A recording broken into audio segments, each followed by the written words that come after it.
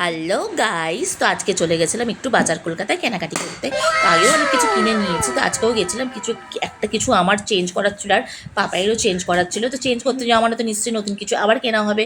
এখানে পাপাই আবার একটা শার্ট দেখছে, ওর হোয়াইট কালারের খাদির শার্ট। তো ও তো দেখছে আমি এখানে ওইদিকে এখানে দাঁড়িয়ে একটু ভিডিও করে নিচ্ছি আর কি। তো এই করতে করতে কিন্তু ও একটা হোয়াইট কালারের খাদির শার্ট নিল। আর তারপর চলে এসছে প্যান্টের কালেকশনে। তো এই প্যান্ট ওর পছন্দ হয়েছিল, কিন্তু ওর সাইজের পাচ্ছিল না বলো, ও কিন্তু প্যান্টের সাইজগুলো দেখছিল। তো এইরকম দেখতে দেখতে হট করে প্যান্টটা পরে যাচ্ছিলো, সামনে নিয়েছিল। তো সামনে নেওয়ার পর আবারও দেখতে থাকলো যে ওর সাইজের কিছু প্যান্ট ওখানে আছে কিনা। তো এবার চলে গেছে আমি আমার কালেকশানে। তো আমার একটা টপ নিয়েছিলাম আগে, ওটা চেঞ্জ করে আমি এবার এটা নিয়ে নিলাম। তো এটা পরে জাস্ট আমার নিজেকে তো বেশ ভালোই লাগছিলো। তোমাদের কেমন লাগছে অবশ্যই আমাকে কমেন্ট করে জানাবে।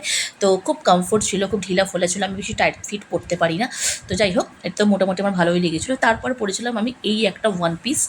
তো এটা খুবই সুন্দর ছিল, খুবই দারুণ ছিল এবং খুবই সোভার ছিল, কালারটা খুব দারুণ ছিল, আমার তো খুব ভালোই লেগেছিলো।